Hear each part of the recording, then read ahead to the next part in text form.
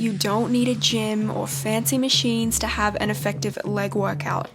Here's the no equipment, no machine, no gym leg workout you can do even if you're new to calisthenics. Starting with the warm-up. Our legs make up 50% of our body, so we need to take them seriously when warming up, not just our muscles, but our joints, specifically our ankles, knees, and hips. You should always start any workout with dynamic stretches, not static stretches. Any fluid movement where you are moving during your stretch is a dynamic stretch, such as leg swings or hip opener rotations. Doing these for 30 to 60 seconds each will increase blood flow, enhance your flexibility, and activate your muscles, better preparing your body over starting with a static stretch. Because during any static stretch, you are holding one set position for an extended period of time, which ends up relaxing your muscles instead of activating them, which can reduce power, strength, potentially leading to an injury during your workout. However, static stretches will be perfect for your cool down. Now, to take care of our joints, ankle hops will really strengthen your ankles and enhance the range of motion in your joints. Start with 10 double leg hops, switching to 10 single leg hops, going at a slow and controlled pace until you find that steady balance during your jumps. Quarter squat jumps. Going into a quarter squat position, slightly hop side to side. These will really help strengthen your knees. To complete your warm-up, I would cycle or jog. 3 to 5 minutes will be perfect, but if you don't have a bike or a treadmill, jogging on the spot will be just as good. Now that you've finished your warm-up, we can start the workout. Squats are a compound movement, meaning it works multiple muscle groups at once. Today we will focus on 3 squat variations: neutral stance, close stance, and wide stance. For your neutral stance squats, stand with your feet shoulder width apart, toes pointed slightly outward. Lower your body by bending your knees and hips while keeping your chest up, and push through your heels back up into the starting position. Wide stance will be the same as before. You will have a slightly wider stance this time with your toes facing outwards.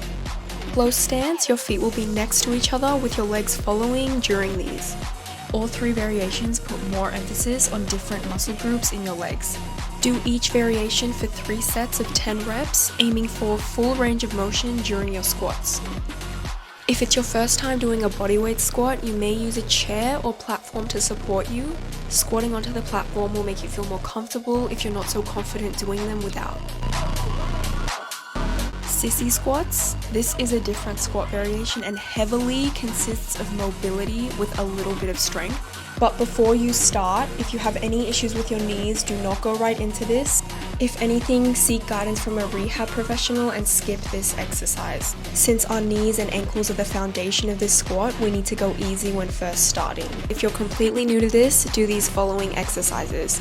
Use any incline to hold onto, starting on your toes, going into any comfortable level of the sissy squat.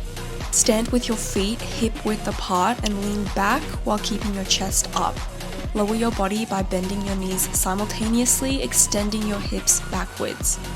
You can go as low as you want or as high as you want, whatever feels comfortable for you. Don't rush any part of this. Your main goal should be to do these slow with controlled form. 3 sets of 4 to 6 reps, going at any height that is comfortable where you can maintain that proper form. Your next sissy squat progression will be the same incline support squats but with a pause. So on all of your reps, you will hold a slight pause for 1 to 2 seconds, again at any level that is comfortable for you to hold. 2 sets of 6 reps with a 1 to 2 second hold per rep. Your quads will feel the main pressure of this. Next exercise, pistol squats, also known as a single leg squat. If you love pistol squats like me, do 4 sets of 10 reps per leg. But if you absolutely cannot do one of these without falling over, then do these following 3 exercises. Incline support pistol squat, 2 sets of 6 to 8 reps. Having a chair, stool, or any incline behind you as support, do each pistol squat slow and controlled. If you find it hard having your legs straight during these, you can have it bent instead.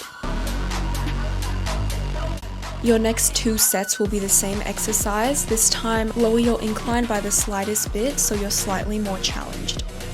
If you find it difficult squatting back up from the seated position, you can just stand back up into the starting position and repeat 6 to 8 reps per leg. Your last exercise will be wall pistol squat negatives. Here, using a wall as support, you will continue only the eccentric part of the movement.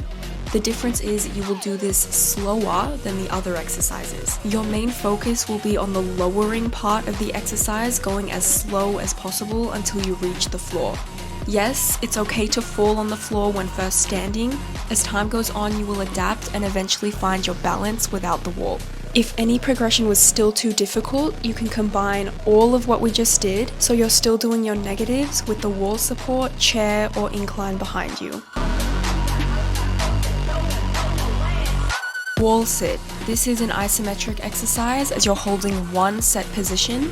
Using a wall as your back support, hold a squat position for 30 to 60 seconds, 3 sets with 10-second rest in between sets. If you're a beginner and genuinely cannot hold the sit for that long, use that 30 to 60 second time frame as a guideline.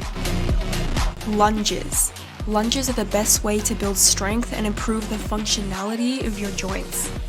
Stepping forward with one foot, lower your body until your back knee is just above the floor, pushing through the heel of your front foot to return to the starting position. Having a slight lean forward will target your glutes, while keeping your chest upright will put more attention on your quads. 3 sets of 10 reps per leg, or you can choose to do walking lunges instead, where you walk into the next rep.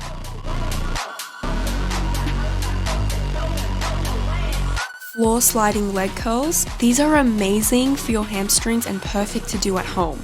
With your back on the floor, have your feet on a smooth surface where you can slide back and forth. Use socks or a fabric for your feet. Slide your heels towards your glutes by engaging your hamstrings and extend your legs back to the starting position, maintaining control throughout the entire movement. Do this for 3 sets of 8 to 10 reps. And if using both legs is too difficult for you, start with single leg sliding curls. Finishing with Bulgarian split squats. Start by standing a few feet in front of a chair or elevated surface, placing one foot behind you on the chair, keeping your chest up and core engaged. Lower your body into a lunge position. Push through the front of your heel to return back to starting position. Just like in our lunges, having a slight lean forward will target our glutes, and staying upright will target your quads. Cool down. Now is the perfect time to do your static stretches, holding any stretch for 60 to 80 seconds. Static stretches are the best to do after your workout to reduce muscle tension and promote flexibility in the muscles you just trained. These stretches elongate your muscles and will support muscle recovery the best. These are my favorite stretches, you can do too.